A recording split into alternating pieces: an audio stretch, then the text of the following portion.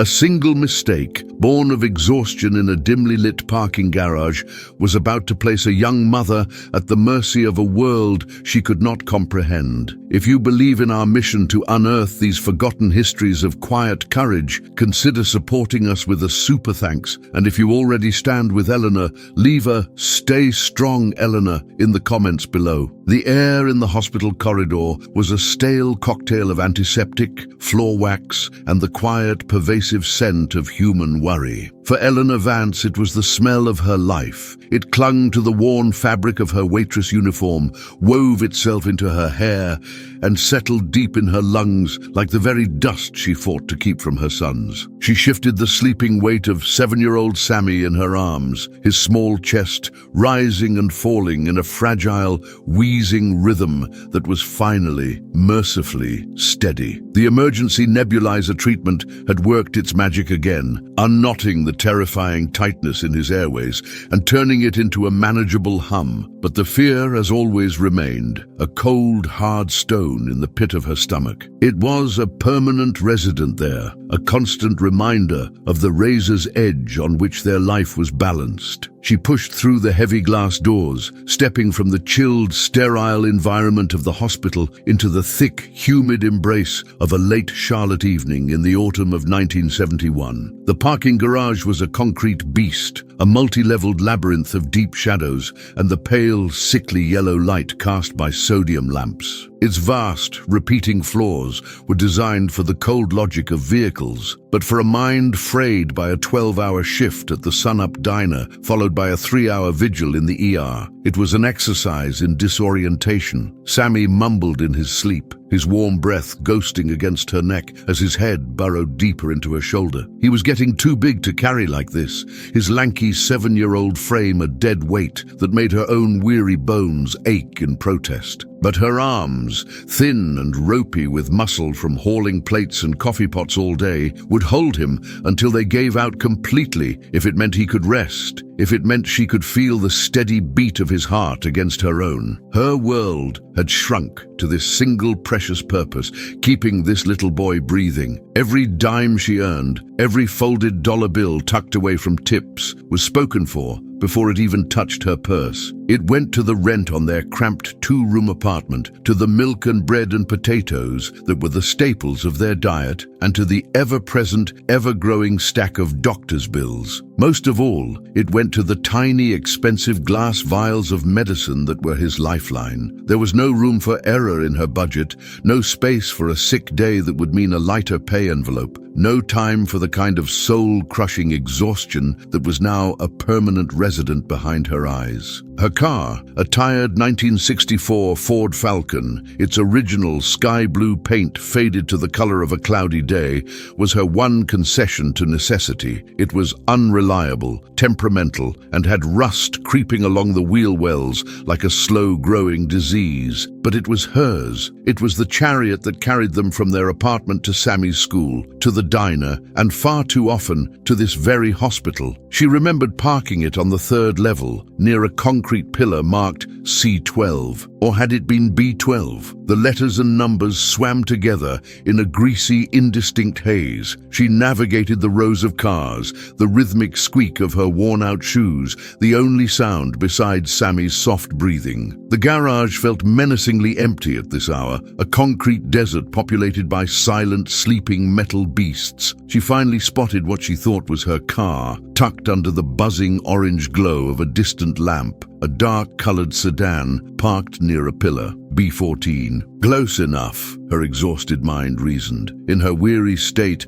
the precise details that she knew as well as her own reflection, the exact shade of faded blue, the specific model, the small crescent-shaped dent on the passenger side door from a runaway shopping cart, simply didn't register. All she saw was a sanctuary, a metal shell that promised a way home, a way to her own lumpy mattress, and a few hours of fitful sleep before the cycle began again. Relief washed over her, so potent and sudden it almost buckled her knees. With one hand, she fumbled in her purse for her keys, the metallic jingle a small, familiar comfort, while she balanced Sammy's weight with the other. Her fingers were clumsy and stiff from clutching him for so long. She located the key, but before she could insert it, she pulled on the handle out of habit. It was unlocked, a small, stupid blessing. In her frantic rush to get Sammy through the emergency room doors earlier, his breath coming in short, panicked gasps, she must have forgotten to lock it. A familiar litany of self-reproach started in her mind. Careless, so careless. What if someone had stolen the radio?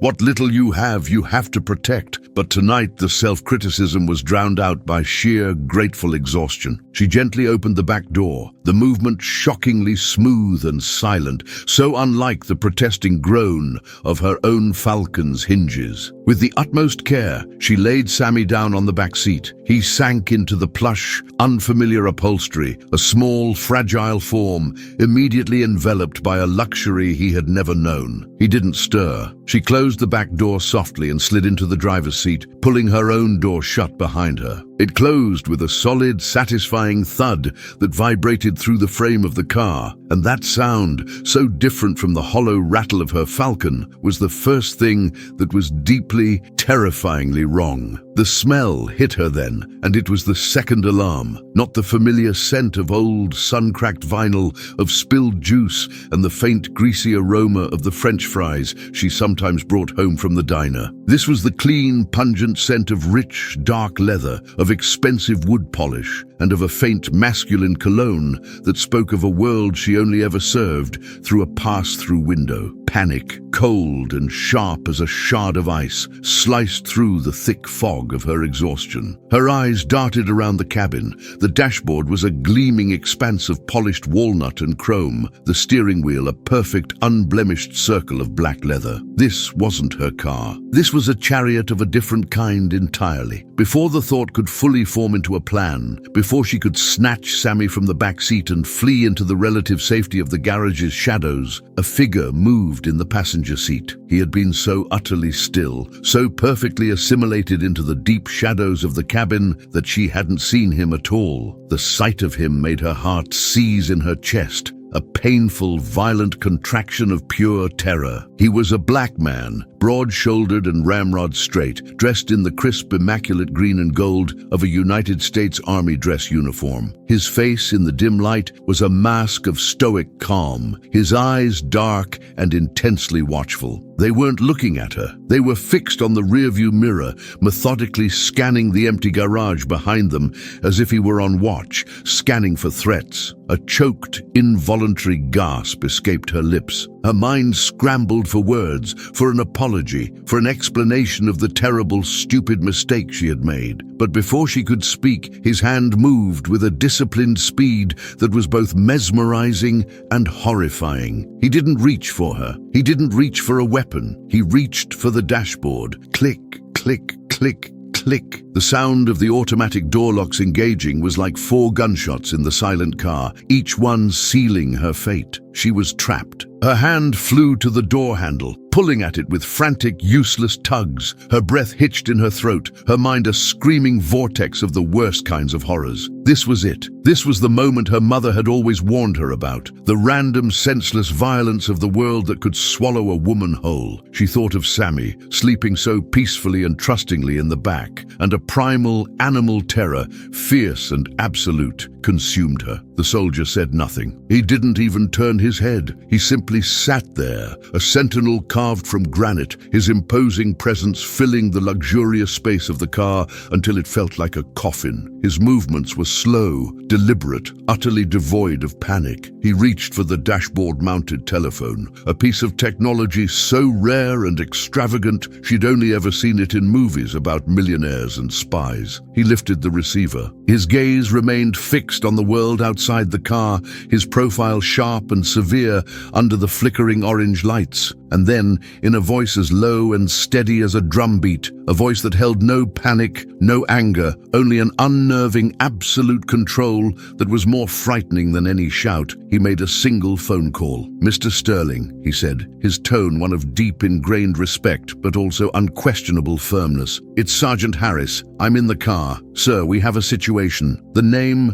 Mr. Sterling hung in the air of the silent, leather-scented car, a name spoken with the kind of deference that money and power commanded. For a moment, Eleanor's mind was a blank slate of pure, unadulterated terror. The world outside the gleaming windows of the Lincoln Continental, a car she now recognized from magazines at the diner's newsstand, seemed to recede, leaving her in a soundproof box with this soldier and her sleeping child. Her every instinct screamed at her to run, to grab Sammy and bolt, but the solid, unforgiving click of the locks had sealed that possibility. She was a fly caught in a web, and the spider was on the phone. Sergeant Harris held the receiver to his ear, his back as straight as the crease in his uniform trousers. He listened intently, his gaze sweeping across the garage in a slow, methodical arc. He was a study in stillness, a man so completely in control of himself that it was profoundly unnerving. Eleanor, by contrast, felt like she was vibrating apart. A tremor started in her hands, and she gripped the steering wheel, its smooth, cool leather alien, under her calloused fingers. "Yes, sir," Harris said into the phone. His voice remained low, a calm baritone that absorbed all the panic in the small space. "A woman and a small child."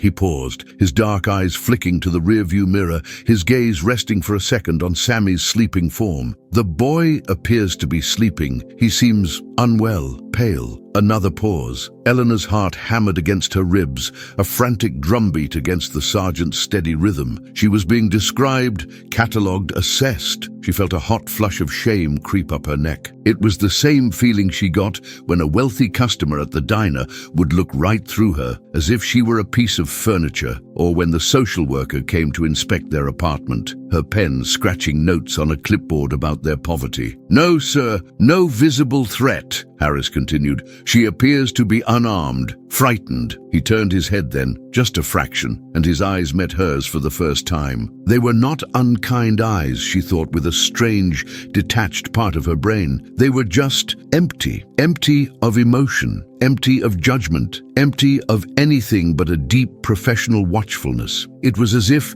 he were looking at a puzzle, a disruption in the ordered world he was paid to maintain. "But the breach is irregular. The vehicle was unlocked, sir. My error. I was completing my systems check when she entered." He took responsibility without hesitation, a fact that was both admirable and terrifying. It meant he was not a man who made excuses. He was a man who dealt with situations, and she was the situation. The silence stretched as he listened again. Eleanor's mind, finally kicking back into gear, began to scramble for the words that would undo this nightmare. It was a mistake, an honest mistake. She was just a mother. She was just tired. She would say that. She would make him understand. "Understood, sir," Harris said finally. "ETA 5 minutes. I will maintain position and await your arrival." "Yes, sir." He placed the receiver back into its cradle with a soft, definitive click. The connection to the outside world was severed. It was just the three of them again. The silence that followed was heavier, more charged than before.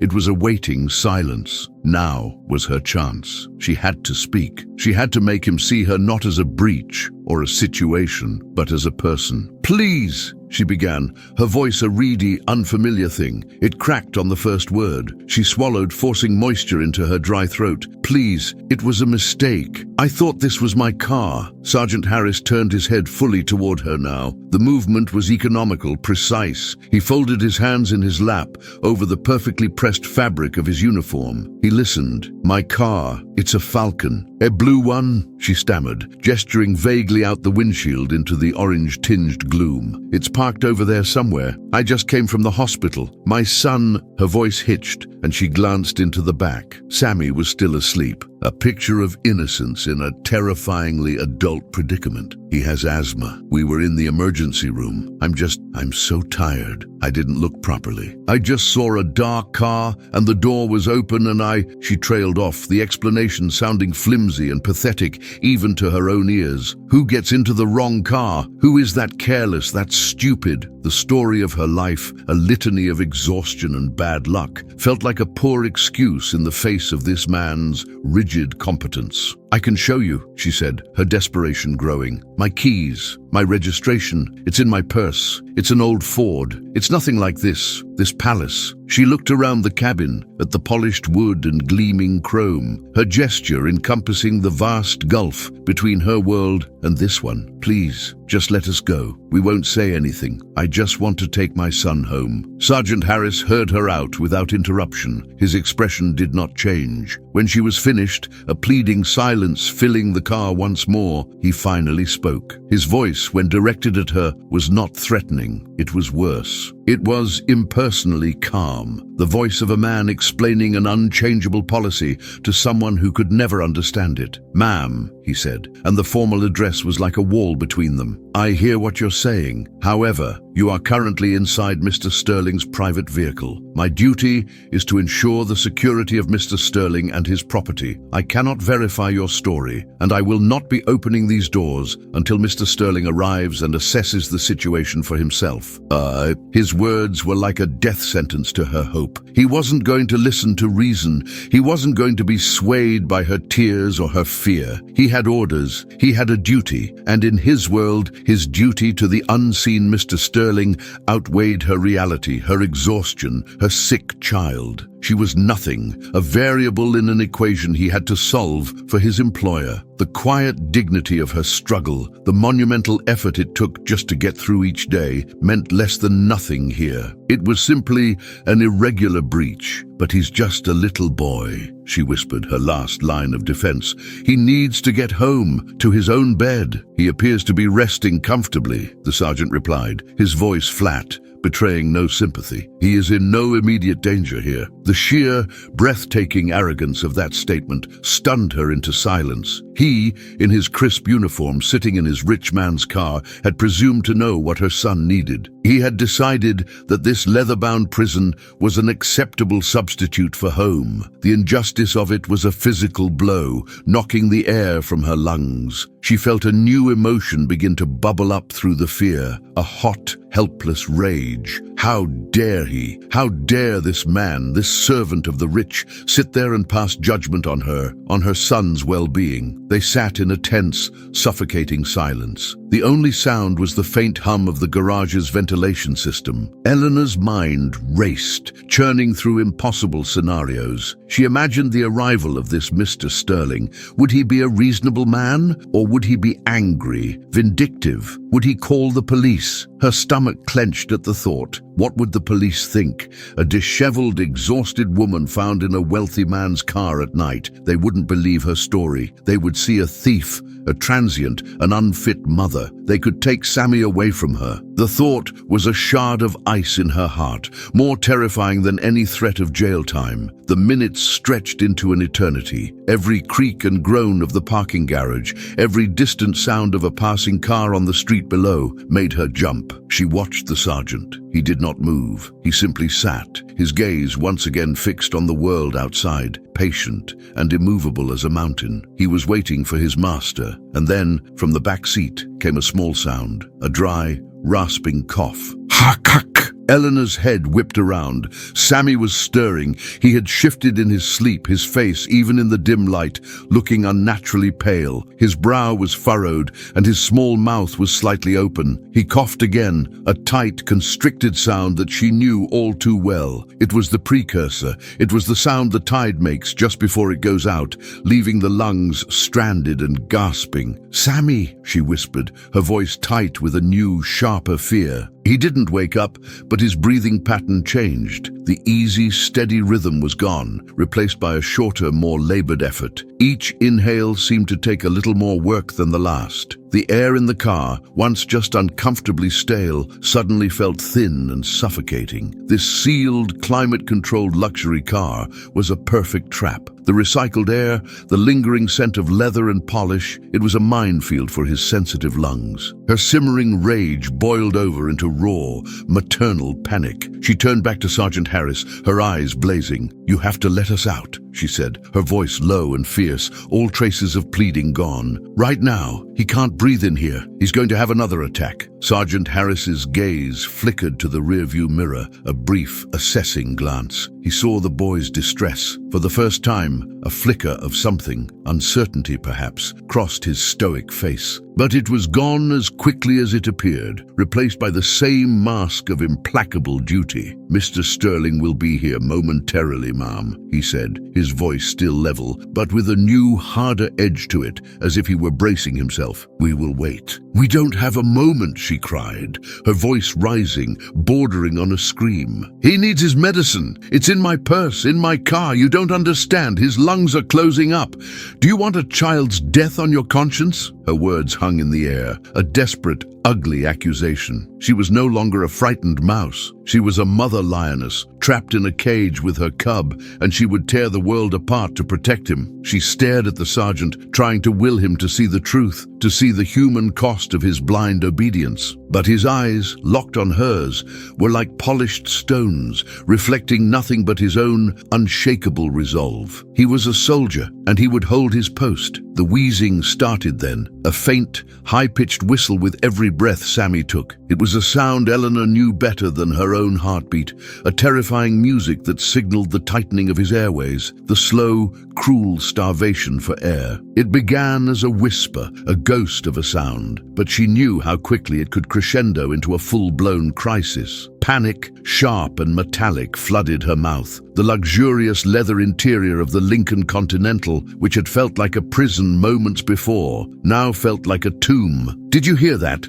she demanded, her voice a raw, ragged thing. She swiveled in her seat, half turning to look at Sammy. His small chest was visibly struggling, pulling in hard with each inhalation. His face was slick with a sheen of sweat, his peaceful sleep now a troubled, suffocating ordeal. "That's the sound of him not getting enough air. I have his emergency inhaler in my purse. My purse is in my car. The car I thought this was. You have to let me get it." Sergeant Harris remained silent, his jaw tight. His eyes, however, were no longer fixed on the world outside. They were darting from Eleanor's frantic face to the rearview mirror, where the reflection showed a small boy's silent struggle. He was a man caught between two immovable forces, his absolute, ingrained duty to his employer and the undeniable, unfolding medical emergency of a child. The rigid certainty he had worn like armor was beginning to show the faintest of cracks. He had been trained for threats he could see, for assassins and kidnappers and car bombs. He had not been trained for this. He had not been trained for the slow, quiet violence of a child's failing lungs. "Please," Eleanor begged, the fight draining out of her, replaced by a desperate, soul-deep plea. She hated the sound of her own voice, the way it trembled with weakness, but pride was a luxury she couldn't afford. Not now. "His name is Sammy. He's 7 years old. He just wants to go home. I'm not a threat to your Mr. Sterling. I'm a waitress. I work at the Sun-Up Diner on 3rd Street. You can ask anyone there. My name is Eleanor Vance. I am just a mother,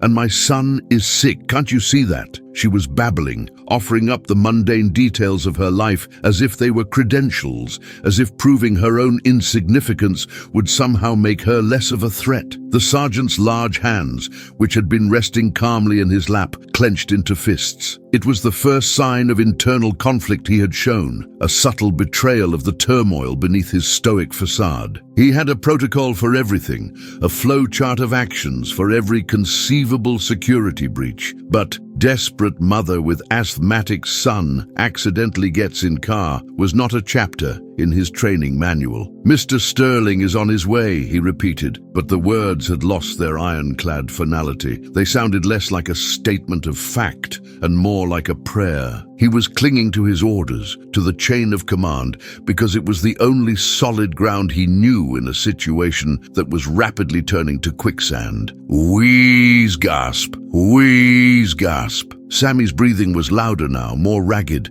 His eyes fluttered open, clouded with the confusion of a child waking up not in his own bed, but in a strange, dark place, unable to draw a proper breath. He saw his mother's panicked face looming over him, and his confusion morphed into fear. "Mama," he rasped, the single word a monumental effort. "Hurts." "I know, baby, I know," Eleanor soothed, her hand reaching back to stroke his damp forehead. Her touch was a lie. She was projecting a calm she was nowhere near feeling. "Mama's here. We're going to get you your medicine. Just try to take slow breaths. Remember what Dr. Miller told you? Slow, easy breaths." But it was too late for slow, easy breaths. His body was betraying him. His fear fed the asthma, and the asthma fed his fear, a vicious, escalating cycle that she had seen play out too many times. It was in that moment, watching her son struggle, that Eleanor's desperation finally eclipsed her fear of the man in the passenger seat. She was done asking.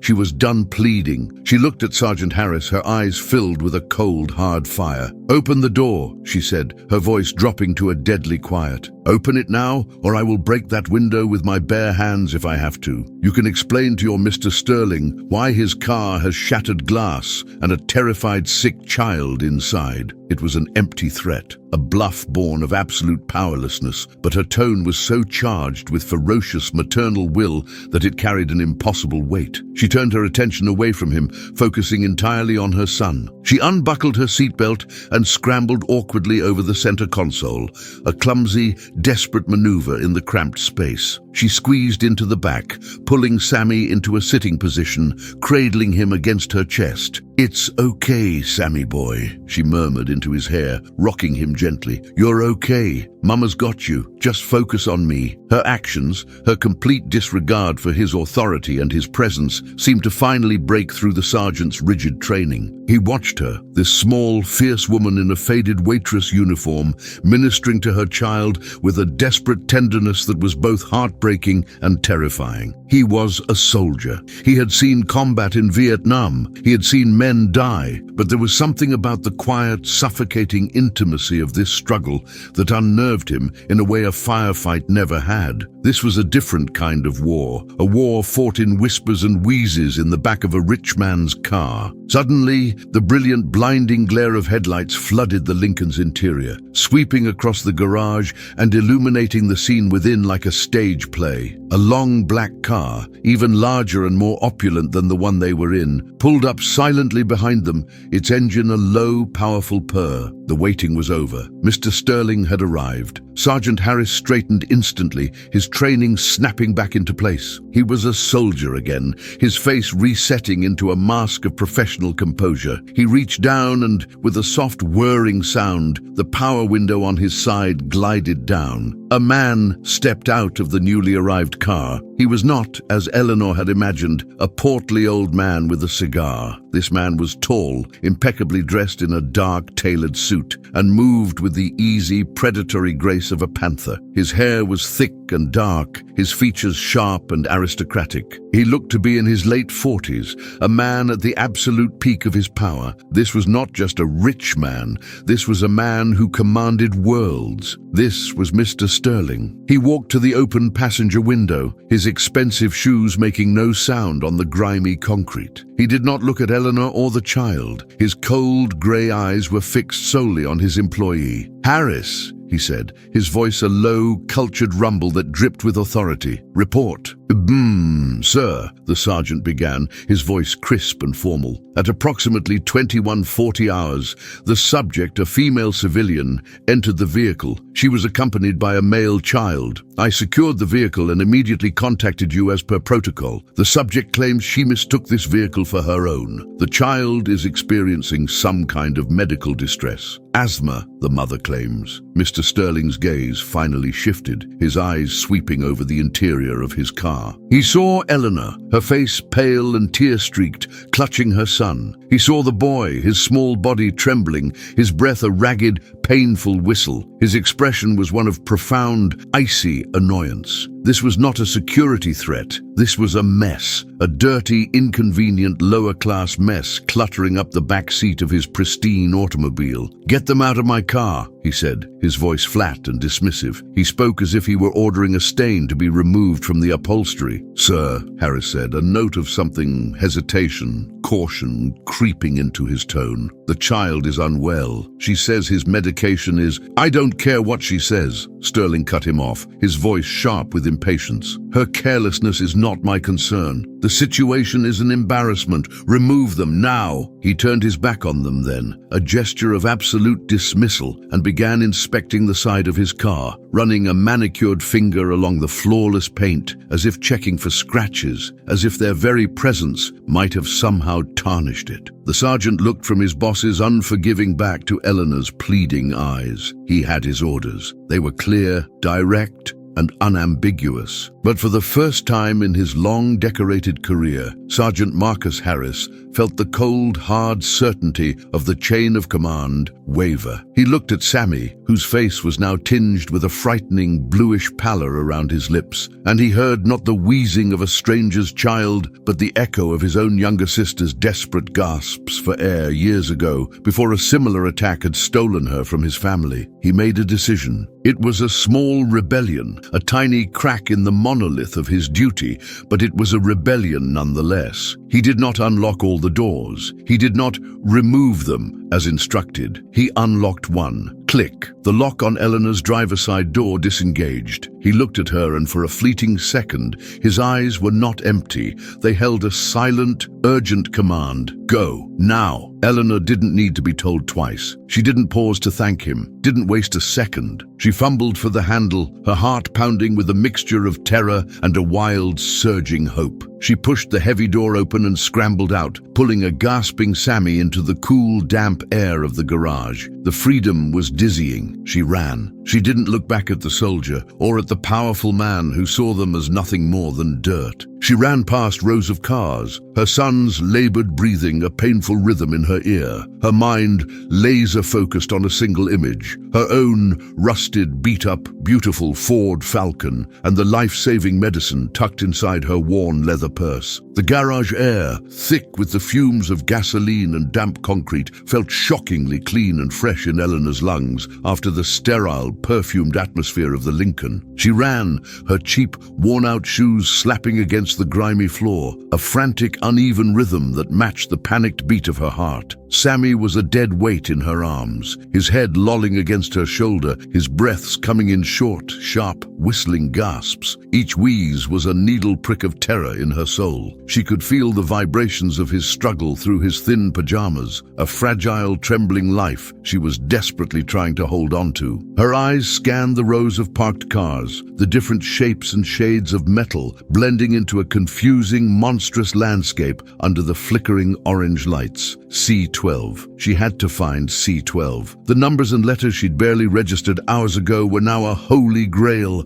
a beacon of salvation in this concrete hell. B14, B13. The pillars crawled by in a slow-motion blur. Her arms burned, her own breath coming in ragged sobs, but she didn't slow down. Adrenaline, pure and potent, was the only thing keeping her upright. Behind her, she could hear the low, angry murmur of Mr. Sterling's voice, though she couldn't make out the words. It was the sound of power reasserting itself, of a tidy universe that had been momentarily disrupted. She didn't dare look back. To look back was to risk seeing him order Sergeant Harris to come after her, to risk having this fragile, desperate chance at freedom snatched away. She just ran, her world narrowed to the single, all-consuming task of finding her car. And then she saw it, tucked between a gleaming new station wagon and a dusty pickup truck. Her 1964 Ford Falcon looked smaller and more pathetic than ever. The faded blue paint seemed almost gray under the sodium lamps, the chrome pitted and dull, a spot of rust on the fender like a weeping sore. To Eleanor, it was the most beautiful sight in the world. It was safety, it was survival, it was home. She fumbled in her pocket for her keys, her fingers trembling so badly she could barely grasp them. The jingle of the keys was a sound of hope. She reached the driver's side, her body screaming with exhaustion, and jammed the key into the lock. It stuck. Of course it stuck. The lock was as old and temperamental as the rest of the car. Come on, please," she whispered, a desperate prayer to the god of old machinery. She jiggled the key, a frantic, practiced motion, and finally, with a reluctant grating click, the lock gave way. She yanked the door open. It protested with a loud, familiar groan and practically threw herself and Sammy inside. She laid him gently on the cracked vinyl of the passenger seat, his body curling into a tight, protective ball. The interior of the Falcon smelled of stale coffee, old paper, and the faint, sweet scent of Sammy himself. It was the smell of her life, and it was the most comforting aroma she had ever known. Her purse was on the floor, right where she'd left it. She snatched it up, her hands tearing at the clasp. Inside, beneath a jumble of loose change, tissues, and a half-eaten roll of mints, was the small L-shaped plastic inhaler. It was blue and white, a simple piece of medical technology that held the power of life and death. "Okay, baby," she said, her voice shaking but firm, positioning the inhaler in front of Sammy's mouth. "Mama's got it, just like we practiced. I'm going to press it when you breathe in. Ready? A big, slow breath for me now." Sammy's eyes, wide with pain and fear, were locked on hers. He nodded weakly, his small face a mask of trust. He knew the drill. It was a terrible, familiar dance they had performed countless times. He tried to inhale, his small chest heaving with the effort. As he did, Eleanor pressed the canister. There was a soft psst as the albuterol medication, an invisible mist of salvation, was released. She held her breath, counting. 1 Mississippi, 2 Mississippi, 3 Mississippi. She watched his face, searching for any sign of relief. For a few agonizing seconds, nothing happened. He was still struggling, his body still fighting for every scrap of oxygen. Her heart plummeted. Sometimes, if the attack was too severe, the first dose wasn't enough. "Again, Sammy," she urged, her own voice tight with unshed tears. "One more time, a big breath." He tried again, his small body racked with the effort. Psht! Another dose entered his lungs. They waited, mother and son, locked in a silent, desperate struggle in the front seat of their beat-up car, while just a few hundred feet away, a world of unimaginable wealth and power sorted out the inconvenience they had caused. And then, slowly, miraculously, the tide began to turn. The high-pitched whistle in his chest began to subside, replaced by a deeper, rattling cough as his airways started to open. The frantic, shallow gasps eased into longer, more productive breaths. The bluish tinge around his lips began to recede, replaced by the pale but natural color of his skin. He took a deep, shuddering breath that filled his entire chest, and then another. The relief was so profound, so absolute, that Eleanor felt her own body go limp. The strength that had carried her through the garage, the adrenaline that had fueled her flight, drained away all at once, leaving her weak and trembling. She leaned her head back against the worn headrest and closed her eyes, tears finally streaming down her cheeks, tears of relief, of fear, of a rage that was still simmering just beneath the surface. Sammy, exhausted but breathing, leaned his head against her arm. "Better now, Mama," he whispered, his voice still hoarse. "I know, baby," she whispered back, stroking his hair. "I know." She sat there for a long time, just listening to the sound of her son breathing. It was the most beautiful sound in the world. It was the sound of victory. She had faced down the monster, not with weapons or with power, but with the simple, unyielding force of a mother's love. When her own breathing had returned to something resembling normal, she finally turned the key in the ignition. The Falcon's engine sputtered, coughed, and then, with a final rattling roar, it came to life. The sound was a symphony to her ears. She flicked on the headlights, their weak yellow beams cutting a pathetic swath through the garage's gloom, and put the car in reverse.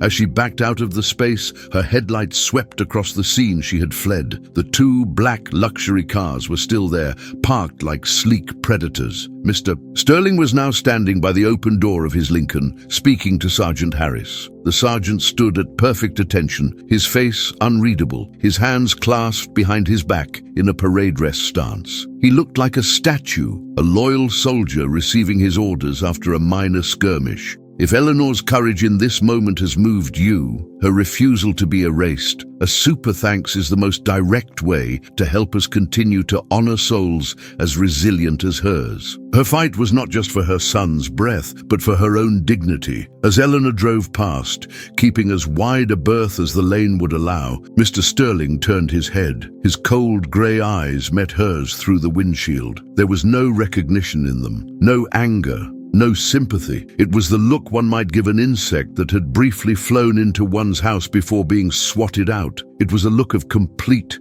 and utter dismissal. She was nothing. Her terror, her son's struggle, it was a footnote, a brief, unpleasant interruption to his evening that was already being forgotten. The humiliation of that look was a fresh wound. He hadn't won by shouting or threatening. He had won simply by being who he was, by living in a world where a person like her was so far beneath him that her life barely registered as real. He could have them arrested, he could have them destroyed, or he could simply ignore them, and the end result was the same. He remained in his world of power, and she returned to her world of struggle. The system was designed to keep it that way. But then, as she drove past, her gaze shifted to Sergeant Harris. He was still standing at attention, facing his boss, but for a split second, his eyes flicked toward her car. It was a barely perceptible movement, a breach of military discipline. And in that fleeting glance, Eleanor saw something that startled her. It wasn't pity, it wasn't apology. It was something more complex, something that looked almost like recognition, not of her as a person, but of the fight. It was the look of a soldier who, for a brief, disloyal moment, had seen the battle lines drawn differently than he'd been taught. He had seen her desperation, her ferocity, and in that perhaps he had seen something worthy of a soldier's respect. She turned her attention back to the ramp that led down and out of the garage,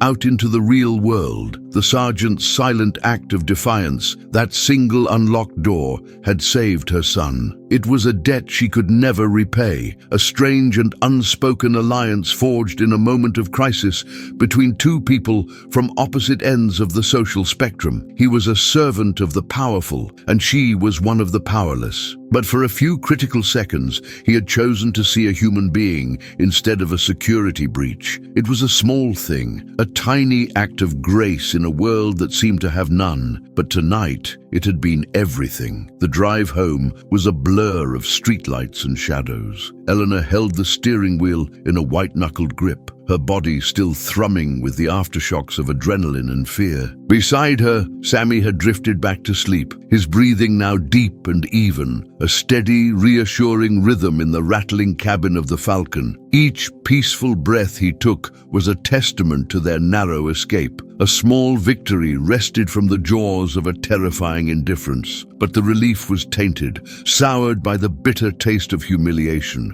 Mr. Sterling's face was seared into her memory, the cold, dismissive eyes, the impatient set of his jaw. He hadn't seen a mother in terror. He had seen a contamination. He hadn't seen a sick child. He had seen a nuisance. The encounter had stripped away any illusions she might have harbored about the world. She had always known there were rich people and poor people, that the scales were not balanced. She saw it every day at the diner, in the way some customers treated her with casual condescension, dropping a few coins on the table as if feeding a stray animal. But she had never felt the chasm between their world and hers so viscerally. Tonight, she had fallen into it, and the fall had left her bruised and raw. It wasn't just his arrogance that haunted her. It was the crushing sense of her own powerlessness. Her entire existence, her son's health, their freedom, their future, had been held in the hands of two men who could have crushed it all without a second thought. One, because he wouldn't care, and the other, because his job was to not care. The thought was suffocating. She was a good person. She worked hard. She paid her bills, or at least she tried to. She loved her son with a fierceness that was the central guiding principle of her life. But none of that mattered. In that garage, her worth had been calculated and dismissed in a matter of seconds. She pulled up to their apartment building, a tired two-story brick structure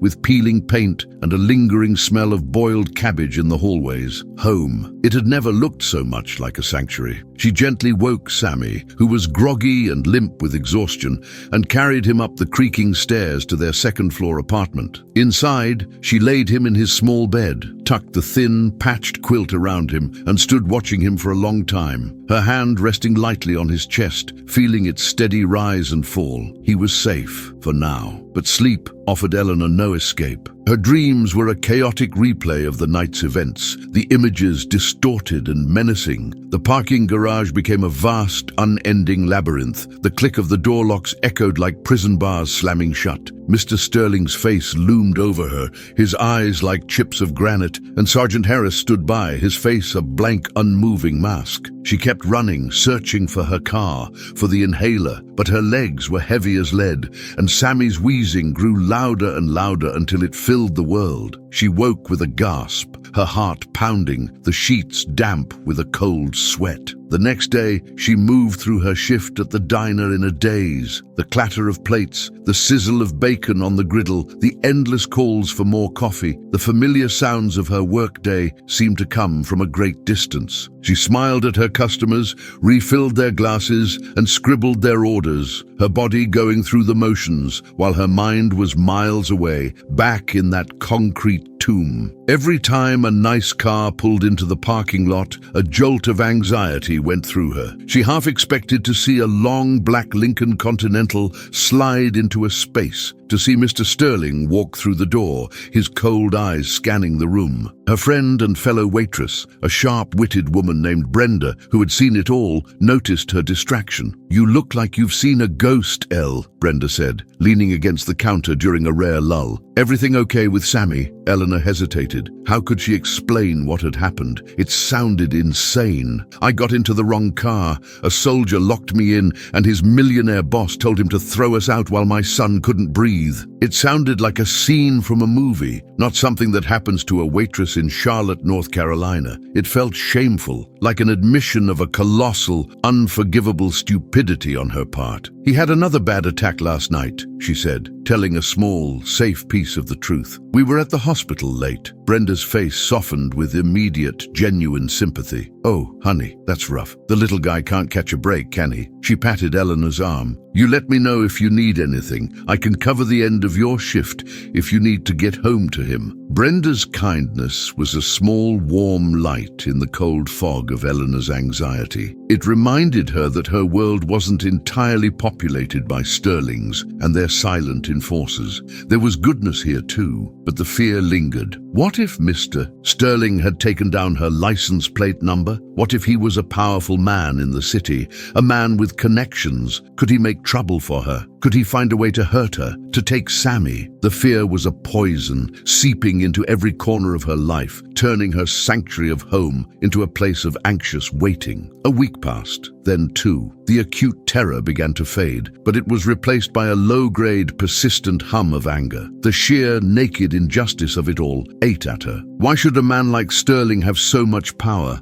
The power to treat human beings like refuse, while she had to fight and scrape for every shred of dignity, for every single breath her son took. It wasn't right. It was a fundamental wrongness in the fabric of the world, a tear she had seen and could now never unsee. And then there was the sergeant. She thought of him often, his silent, unreadable face, his one decisive act of insubordination. He had followed his orders right up to the point where they collided with his conscience. He had made a choice. He had seen her, truly seen her, in a way his employer never could. Who was he? Why would a man in his position risk his job, his livelihood for a stranger? He was as much a part of the system as Mr. Sterling was, and yet he had, in his own small, silent way, rebelled against it. The thought was a puzzle she couldn't solve. One afternoon, about a month after the incident, Eleanor was at the public library with Sammy. He was sitting at a small table, happily engrossed in a picture book, his breathing easy and clear. Eleanor was browsing the newspapers, a habit she'd picked up to keep her mind occupied.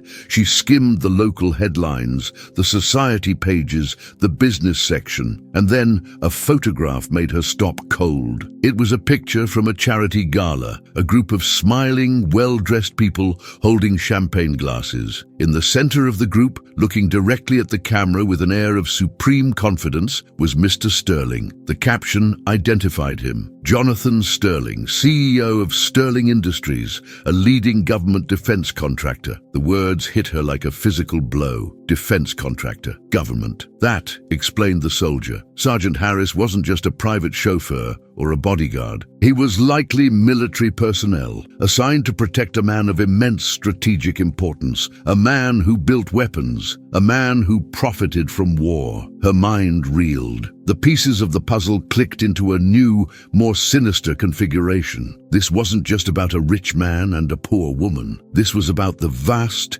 impersonal machinery of power. Sterling wasn't just wealthy, he was an integral part of the establishment, the nexus of money, government, and military might. The arrogance she had witnessed wasn't just personal, it was systemic. It was the arrogance of a man who believed he was above the petty concerns of ordinary people because he dealt in matters of national importance. The discovery didn't lessen her anger, it sharpened it, gave it a focus. Her humiliation no longer felt personal, it felt political. She hadn't just been dismissed by a man, she had been dismissed by a system that Sergeant Harris served and that she was utterly excluded from. Driven by a new, cold curiosity, she started digging. In her spare moments at the library, she looked through back issues of the Business Journal and the city archives. She learned that Sterling Industries had a massive plant just outside of Charlotte. They manufactured components for military aircraft, the same kind of aircraft that were dropping bombs in Vietnam. He was praised in articles as a titan of industry, a patriot, a philanthropist who gave generously to the right charities and sat on the boards of the city's most prestigious institutions. He was untouchable. The knowledge was profoundly disheartening. What could one waitress do against a man like that? Nothing. To him, she was less than a ghost. But the anger didn't go away. It smoldered, a hot coal in her gut. She had looked into the face of power,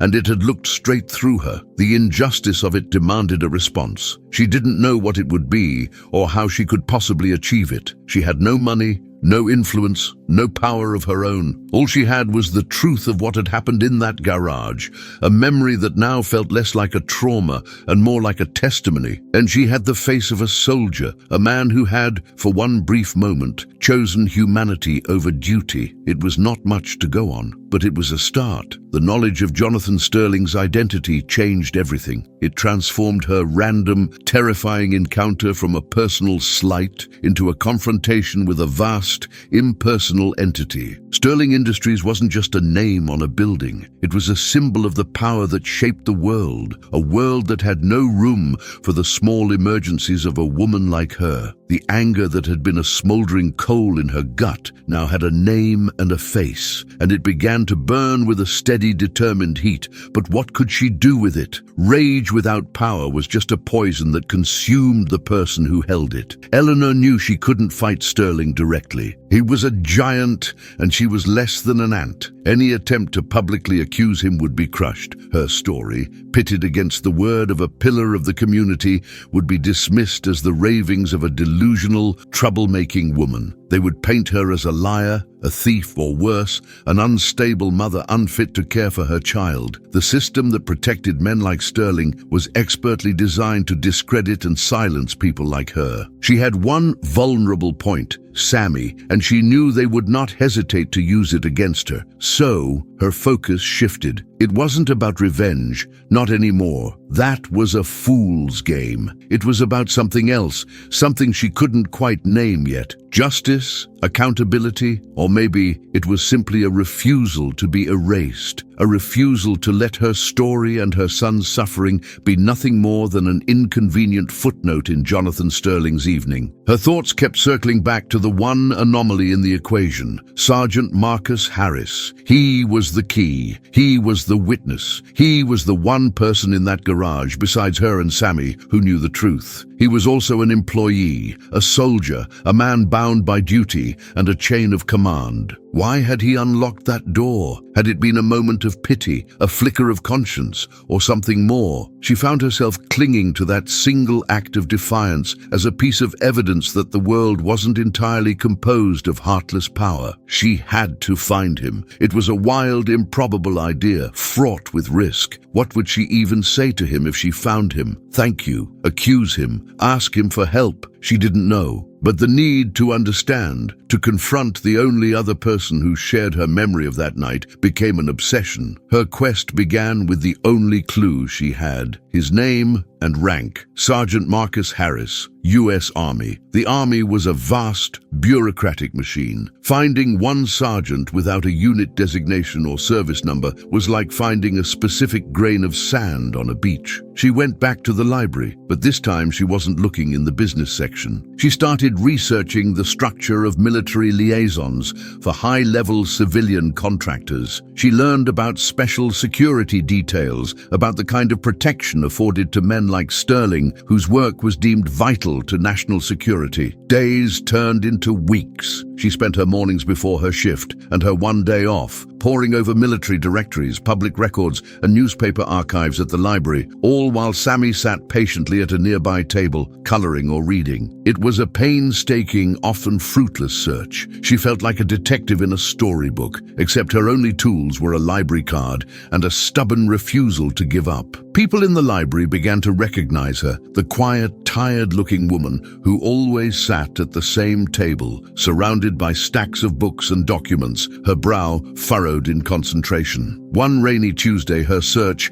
finally yielded a small breakthrough. She found an old article in the Charlotte Observer about a local recruitment drive. The article featured a photograph of several uniformed men standing in front of the city's main recruitment office. One of the men, younger but with the same stoic posture and unreadable eyes, was identified in the caption, "Sergeant Marcus Harris, a Charlotte native and decorated veteran, speaks to potential recruits." The article was 2 years old, but it gave her a crucial piece of information. He was local. He wasn't some anonymous soldier shipped in from a distant base. He had roots here. This new fact narrowed the search. She started looking for a Marcus Harris in local phone books and city directories. There were several. One by one, she began a process of careful, discreet elimination. She would take the bus to the neighborhoods where they lived, her heart pounding with a mixture of hope and trepidation. She would walk past the houses, looking for any sign, a flag, a bumper sticker, the sight of a uniform that might indicate a connection to the military. It was a slow, nerve-wracking process. One Marcus Harris was a retired postal worker. Another was a high school student. Finally, she found an address on the west side of town in a modest working-class neighborhood of small, tidy brick houses. There was no flag, no military paraphernalia in the yard. But as she stood across the street, pretending to wait for a bus, the front door opened. A woman came out, an older black woman with a kind, weary face, and began tending to the rose bushes in the small front garden. A few minutes later, a car pulled into the driveway, not a Lincoln, but a sensible American-made sedan. The man who got out was not in uniform. He was wearing civilian clothes, a simple shirt and trousers. But there was no mistaking him. It was Sergeant Harris. Eleanor's breath caught in her throat. Her legs felt weak. Seeing him here in this ordinary domestic setting was deeply jarring. He wasn't the granite sentinel from the garage. He was just a man coming home from work. He smiled at the older woman, his mother, Eleanor guessed, and said something that made her laugh. He bent down to pull a weed from the garden before heading inside. The simple, human gesture was so at odds with the rigid, impersonal soldier she had fixed in her memory that it threw her completely off balance. For several days, she did nothing. What was her next move? Walking up to his front door seemed insane. He could deny everything, call the police, report her for harassment. He worked for Sterling. His loyalty would be to his employer, not to her. But she couldn't just walk away. She had come this far. She decided her only option was to approach him on neutral ground, away from his home, away from his work. She started to watch the house from a safe distance, learning his routine. He left for work early in the morning and returned in the late afternoon. On Saturday, however, he left the house mid-morning, dressed in casual clothes, and walked to a small park a few blocks away. He sat on a bench, alone, reading a newspaper. This was her chance. Her heart felt like it was going to beat its way out of her chest as she walked into the park.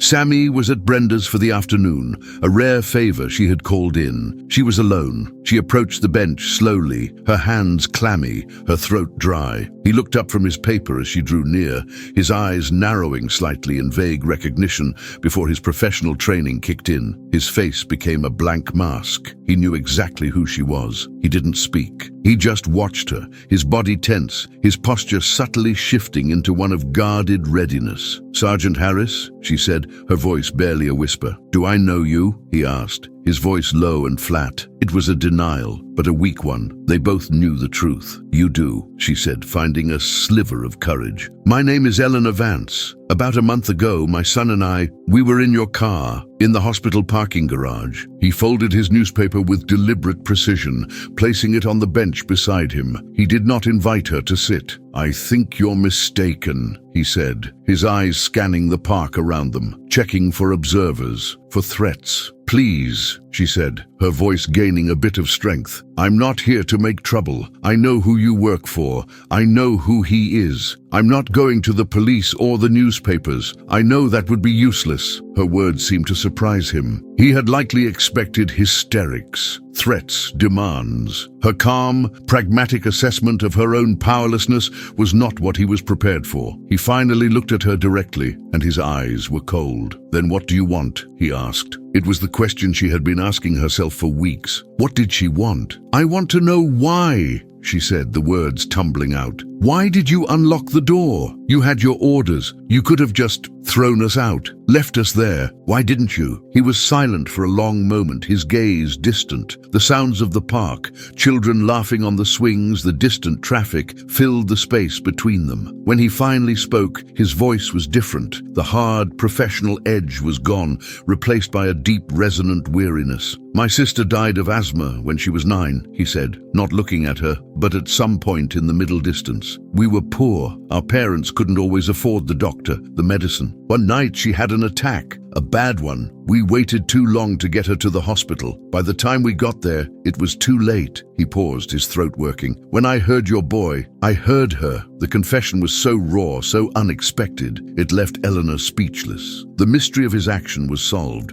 not by some complex calculation of risk and reward, but by a simple, painful ghost from his past. He wasn't a hero. He was a man haunted by a memory, a man who, for one moment, had been unable to watch history repeat itself. "I'm so sorry," she whispered, the words inadequate. He gave a short, bitter laugh. "Sorry doesn't change anything. I took an oath. I have a duty. That night I failed in that duty. If Mr. Sterling knew the real reason I opened that door, I'd be finished, not just fired. I have a security clearance. They could ruin me. I won't tell anyone," she said quickly. "That's not why I'm here." Then why are you?" he asked again, his voice reverting to its cautious, guarded tone. "Because it wasn't right," she said, her own anger returning, clear and focused. "What he did, the way he looked at us, like we were garbage, the way he was ready to let my son suffocate rather than be inconvenienced. Someone should know. Someone has to know what kind of man he really is, behind all the money and the charity balls." Harris looked at her then, a long, searching look. He saw not a hysterical woman, but a person with a core of steel, a person who had been pushed too far. He saw perhaps a reflection of his own family's quiet, desperate struggles. "Knowing and proving are two different things," he said grimly. "And you can't prove anything. It's your word against his. You know whose word they'll believe." "I know," she admitted, "but you were there. You saw it." It wasn't an accusation. It was a simple statement of fact. He stood up, his tall frame blocking the afternoon sun. "This conversation is over," he said, his voice once again the voice of the soldier, the man who knew how to end things. "You shouldn't have come here. Don't do it again. For your own good. You need to forget this ever happened.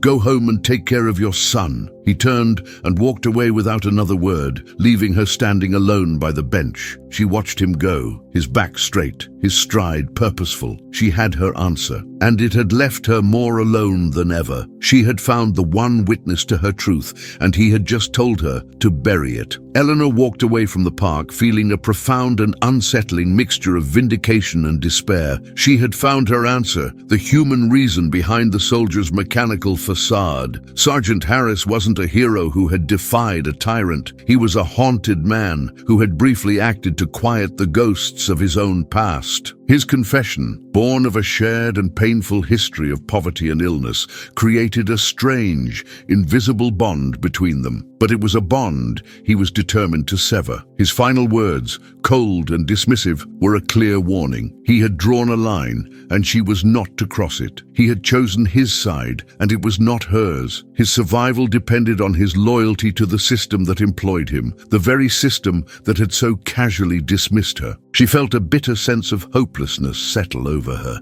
She had gambled on his conscience, and in a way, she had won. She had learned that he possessed one, but she had also learned that it was a luxury he could not afford to indulge. He had made his choice clear. He would protect himself. She was on her own. The path to any kind of justice, she realized, was not through him. It was a dead end. Returning to her small apartment, the simmering anger she had been nursing for weeks began to cool, replaced by the cold, hard pragmatism that had been her lifelong companion. Harris was right. She needed to forget. She needed to focus on what mattered. Sammy, her quixotic quest for accountability, had been a dangerous distraction. Men like Sterling could crush people like her without even noticing. She had seen the indifference in his eyes. To continue pushing would be to risk not just her own safety, but Sammy's. The thought of social services showing up at her door, of having to defend her fitness as a mother against the machinations of a powerful man, was a terror far greater than any personal humiliation. So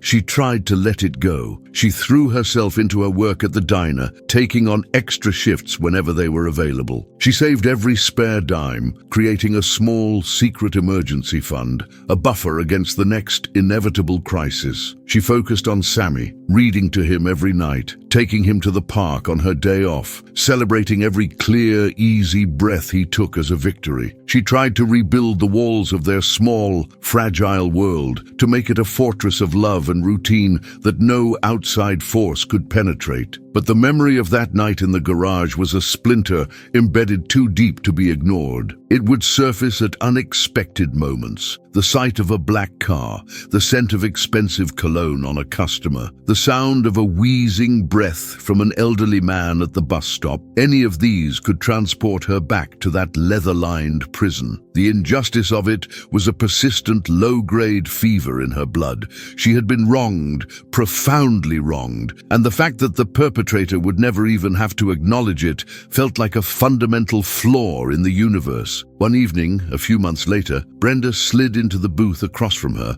after their shift had ended. Brenda was nursing a cup of coffee, her shrewd eyes studying Eleanor's tired face. "You're still not sleeping right, are you?" Brenda asked, her tone gentle but direct. "I see it. There's something eating at you, Elle, and it's been going on ever since that bad asthma attack Sammy had a while back. Something else happened that night, didn't it?" Eleanor looked at her friend, at the genuine concern in her eyes. For months, she had carried this story alone, a heavy, toxic secret. The loneliness of it was a burden in itself. Suddenly, the need to tell someone, to have her reality validated by another human being, was overwhelming. "Something else happened," Eleanor admitted, her voice low. "And so, she told her. She told Brenda everything, the whole sordid, unbelievable story. The exhaustion, the mistaken car, the cold, silent soldier, the terrifying click of the locks, the phone call, Sammy's struggle to breathe. She described Jonathan Sterling,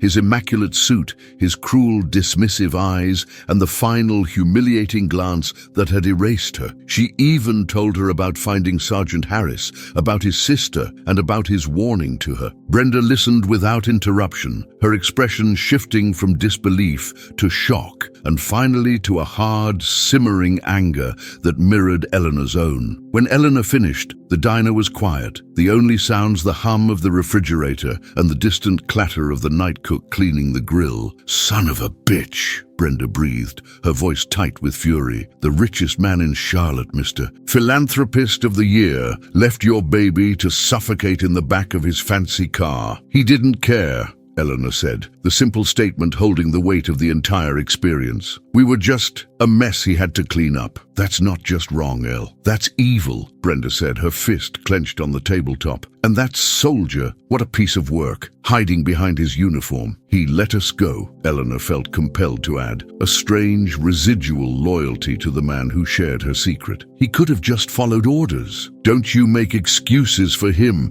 Brenda snapped, her anger protective and fierce.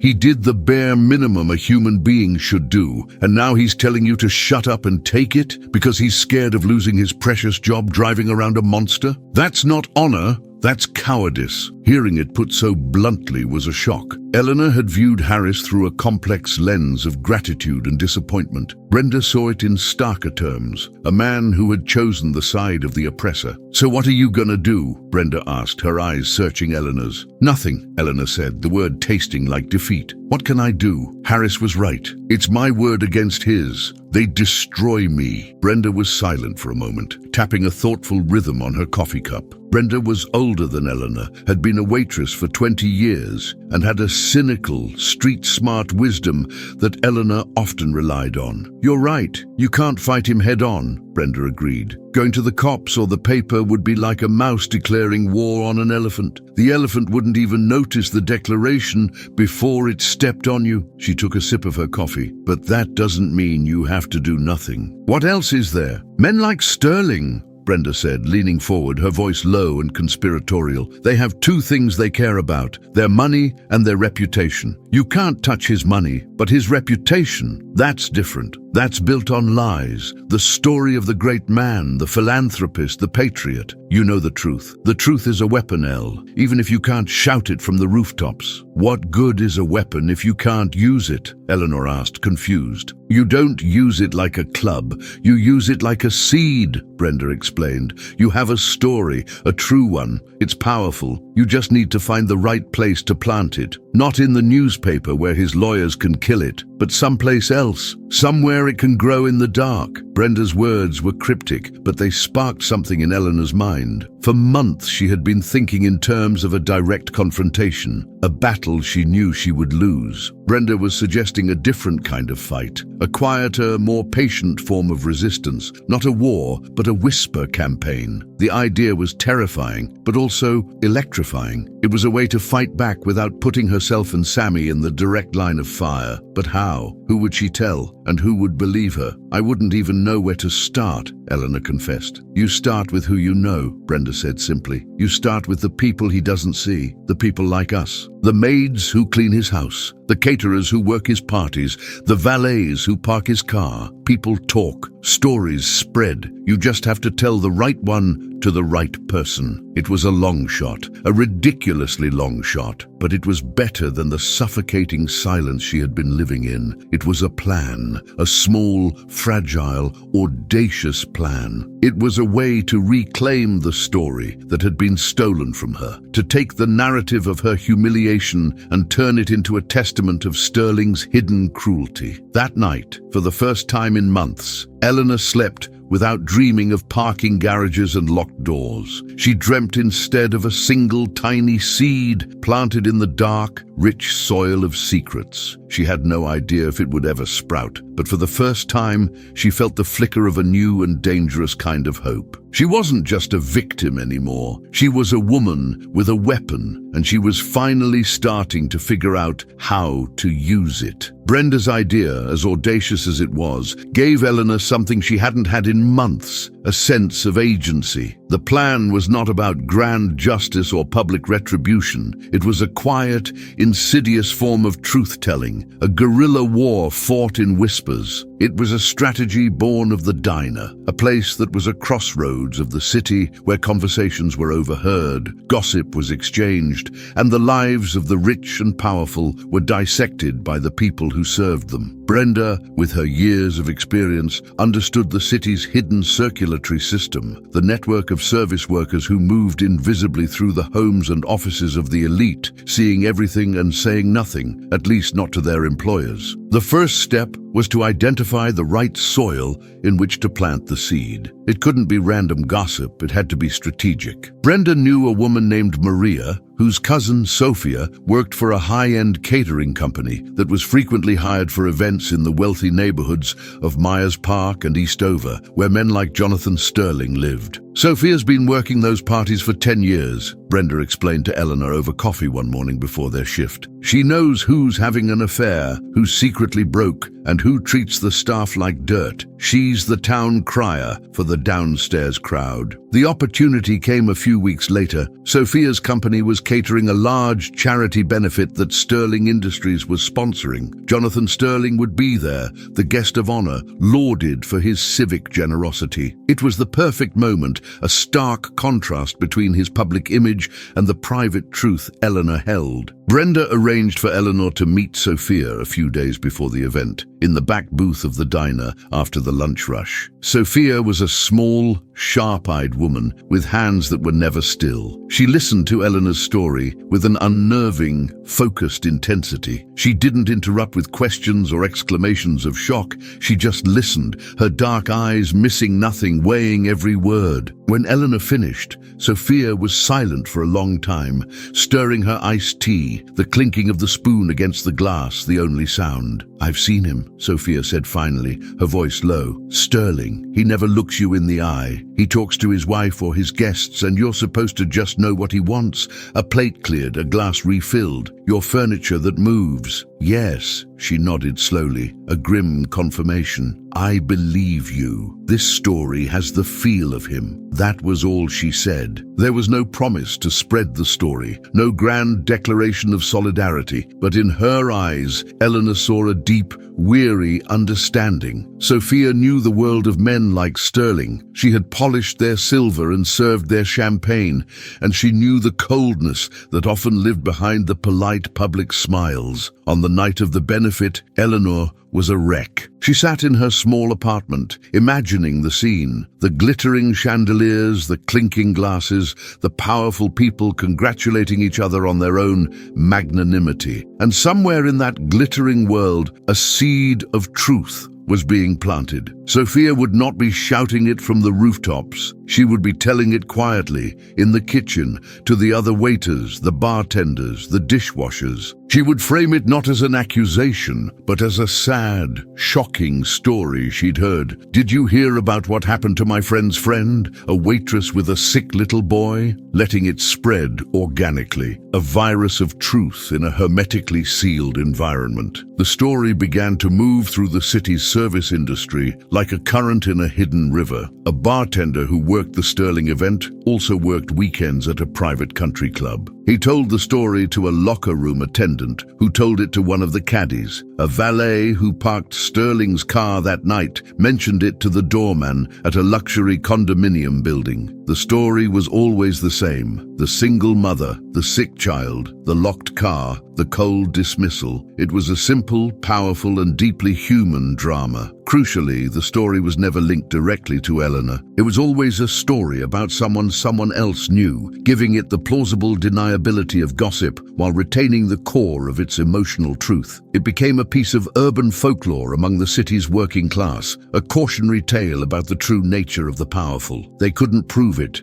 but they believed it because it confirmed a truth they already knew in their bones. Eleanor heard whispers of her own story coming back to her. A cook at the diner, who was related to Sterling's landscaper, mentioned that the staff at the Sterling estate had been talking. "They say he's a cold fish," the cook said, scraping grease off the griddle. One of the maids heard a story, something about a kid in his car. For Eleanor, it was a strange and deeply validating experience. Her private trauma was becoming a public secret. It didn't change her life. Her rent was still due, Sammy's lungs were still fragile, and her feet still ached at the end of every shift. But something had shifted internally. The story was no longer just hers to carry. It was shared, a collective knowledge held by the invisible population of the city. She had not been erased. Her experience had been recorded in the one ledger that mattered to her, the memory of her peers. And then something unexpected happened. The whispers began to have a subtle, tangible effect. A reporter for a small alternative local paper, a young man who made it his business to listen to the city's gossip, started hearing faint echoes of the story. He couldn't confirm it. There was no source, no one willing to go on the record, but it was persistent. He started digging into Sterling Industries, not looking for a story about a child in a car, but for anything. He began investigating their labor practices, their environmental record, their lucrative defense contracts. He was looking for a crack in the pristine facade. At the same time, another, more personal consequence was unfolding. Sergeant Marcus Harris, a man who prided himself on his ability to observe and assess threats, began to notice a change in the atmosphere around him. It was nothing he could pinpoint, nothing he could write in a formal security report. It was a slight coolness from the staff at Mr. Sterling's home, a lingering look from a valet. A conversation that stopped abruptly when he entered a room. He was a man trained to read subtleties, and he could feel a shift in the way people saw him and his employer. One afternoon, he was overseeing the loading of supplies for a weekend trip at the Sterling estate. He overheard two members of the catering staff talking quietly by the service entrance. He only caught a fragment of their conversation. "Locked the doors on them," one said. "I bet the little boy couldn't breathe," said the other. They fell silent as he approached, but he had heard enough. He knew with a sinking certainty that the story was out. Eleanor Vance had not kept quiet. She had broken her word. His first reaction was a surge of cold fury. She had been reckless. She had endangered him. He confronted her a few days later, waiting for her in the alley behind the diner as she was leaving her shift. He stepped out of the shadows and she gasped, her hand flying to her chest. "I told you to let it go," he said, his voice a low, angry growl. He wasn't wearing his uniform, but he radiated a coiled, disciplined menace. "I don't know what you're talking about," Eleanor said, her heart hammering, but she held his gaze. She would not let him intimidate her. "Don't lie to me," he hissed. "They're talking. The staff, the caterers, they know what happened in that garage. That was you. It had to be. Maybe stories just have a way of getting out," she said, her voice steadier than she felt, "especially when they're true. You have no idea what you've done," he said, taking a step closer. "This isn't a game. Sterling is not a man you provoke. If he traces this back to me, to us, then maybe he shouldn't have done it." Eleanor shot back, her own anger flaring. "Maybe he should have acted like a human being. Did you ever think of that? Or are you too busy polishing his shoes to remember what that looks like?" Her words hit him like a slap. He recoiled slightly, a flicker of shock in his eyes. No one talked to him like that. He was a decorated soldier, a man who commanded respect through his sheer presence, but this small, tired waitress was looking at him not with fear, but with contempt. "You think you're so righteous," he sneered, recovering. "You're going to get yourself hurt. You're going to get your son hurt. All for what, a little bit of petty revenge?" "It's not revenge," she said, her voice shaking but full of a conviction that surprised even her. "It's the truth, and I'm not the one who should be ashamed of it. He is, and you should be too, for standing by and protecting him." She pushed past him, her shoulder brushing his, and walked away down the alley without looking back. She was trembling, terrified by her own audacity, but also filled with a strange, fierce pride. She had not cowered. She had stood her ground and spoken her truth, not to a newspaper or a judge, but to the other person who was there. She had held him accountable, not for his actions, but for his silence. Sergeant Harris stood alone in the darkening alley, the sounds of the city swirling around him. Her accusation, "You should be ashamed too," echoed in his mind. For months he had compartmentalized that night, filed it away as a professional failure, a near miss that he had managed to contain. He had justified his silence as pragmatism, as a necessary act of self-preservation. But hearing her words, seeing the righteous fire in her eyes, he was forced to see it for what it was, a choice. He had chosen loyalty to a man he didn't respect over solidarity with a woman whose struggle he understood in his very bones. The memory of his sister's wheezing breaths, the ghost he thought he had appeased by opening a car door, returned with a new, sharper pain. He had saved one child only to continue serving the kind of man who would have let him die. The shame she had accused him of was,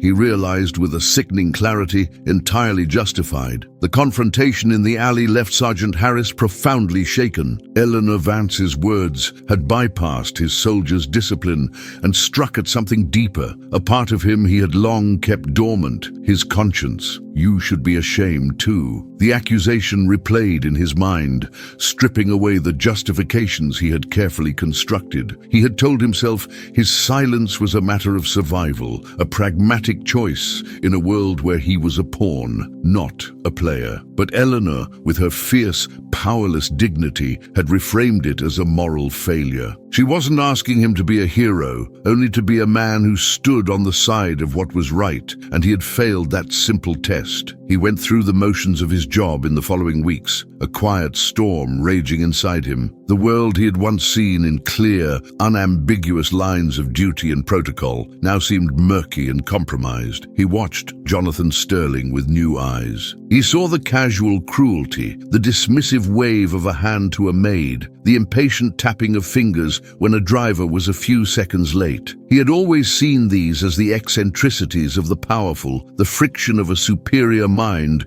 burdened by the incompetence of others. Now he saw them as they were, the daily expressions of a profound and chilling lack of empathy. He saw the man who would let a child suffocate for the sake of convenience. The whispers Eleanor had unleashed continued to spread, a subtle poison in Sterling's pristine environment. Harris could feel it everywhere. It was in the way the gardeners at the estate wouldn't meet his eye, in the stiff formality of the caterers who had once been friendly. They were all custodians of the secret, and their shared knowledge created a silent, unbreachable wall between them and him. He was the enforcer, the Praetorian Guard for the callous emperor, and in their eyes, his uniform was no longer a symbol of honor, but a badge of complicity. The respect he had always commanded from working people, the quiet nod of acknowledgement for his service, was gone, replaced by a look he couldn't quite decipher, a mixture of pity and contempt. Meanwhile, the young reporter from the alternative paper, Ben Carter, was still digging. The persistent rumors about Sterling's character had fueled his determination. He started investigating a recent land deal Sterling Industries had pushed through the city council. It involved the rezoning of a parcel of land adjacent to their main manufacturing plant, a piece of land that bordered a predominantly poor,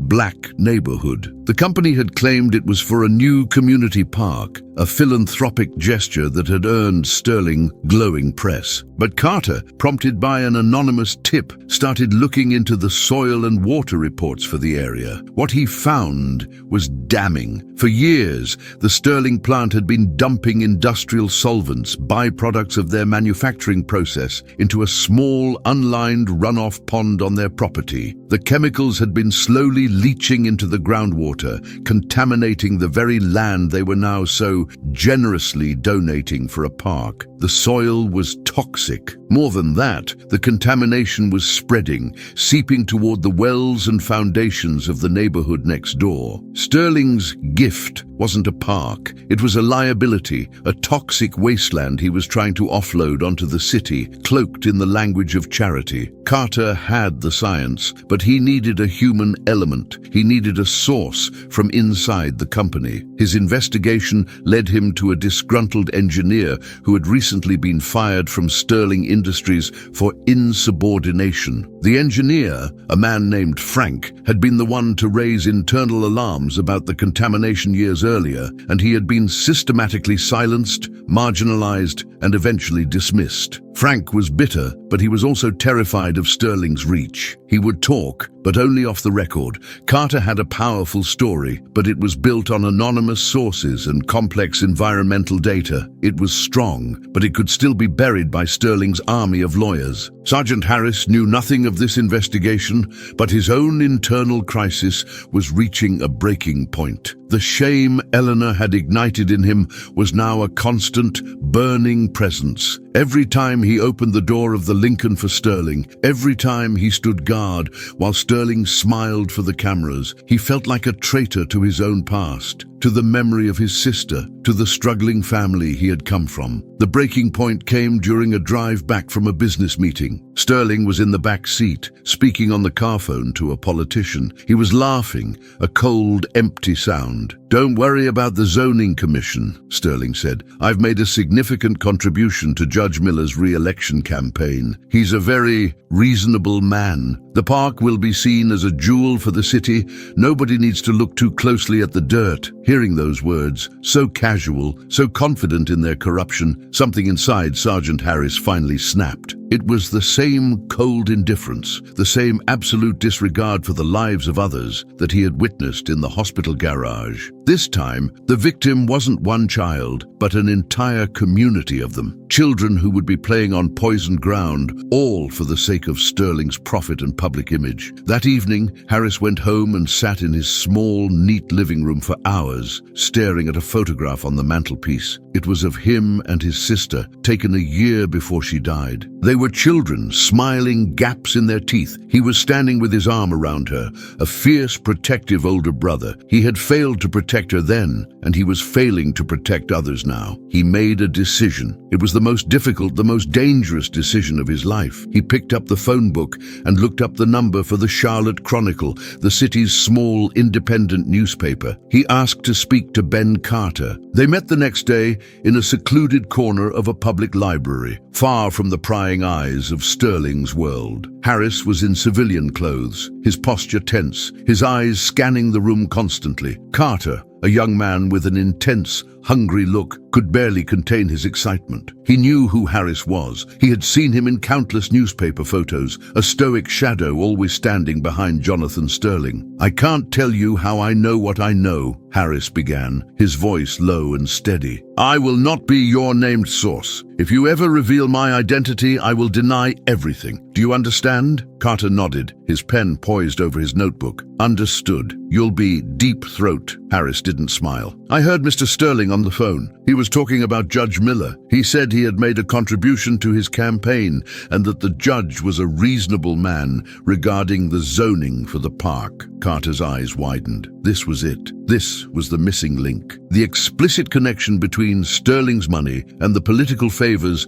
that made his crimes possible. It was the corroboration he needed, the piece of the puzzle that elevated his story from an environmental expose to a full-blown corruption scandal. "Can you testify to that?" Carter asked, his voice trembling with excitement. "No," Harris said flatly. "I will not testify. I will not go on the record. I am giving you this information. What you do with it is your business. But I will confirm it for you right now. It is the truth. And there is one more thing you should know." Harris took a deep breath. "The reason I am telling you this is because I have seen what this man is capable of. A few months ago at the city hospital, a woman and her sick child got into Mr. Sterling's car by mistake. The boy was having a severe asthma attack. Mr. Sterling arrived, and his only concern was the inconvenience. He ordered them thrown out of the car. He would have let that child die on the concrete rather than have his evening disrupted." Carter stared at him, his pen frozen above the page. He had been chasing the whispers of this story for months. He had assumed it was folklore,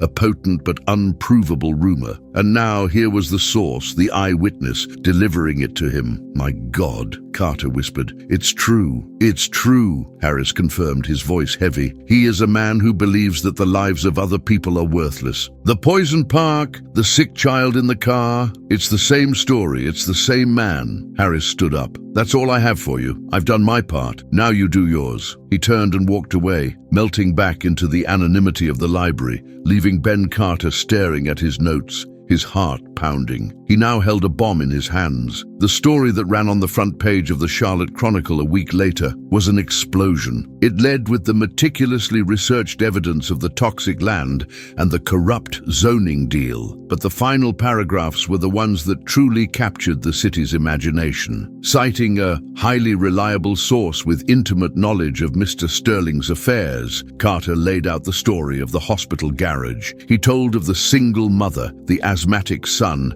and the millionaire who had ordered them out into the night. He didn't have Eleanor's name, but he had the damning details. The story was a sensation. It was everything Brenda had predicted. The official story of the corrupt land deal was something people could be angry about in an abstract way. But the story of the sick child was visceral. It was human. It was a story everyone could understand. It revealed not just a crime, but a flaw in a man's soul. The giant had not been slain, but his reputation, the carefully constructed armor he wore, had been pierced. For the first time, Jonathan Sterling was vulnerable. The whispers had become a roar. Your generous support through Super Thanks ensures that the fire of these powerful memories will never be extinguished. Thank you.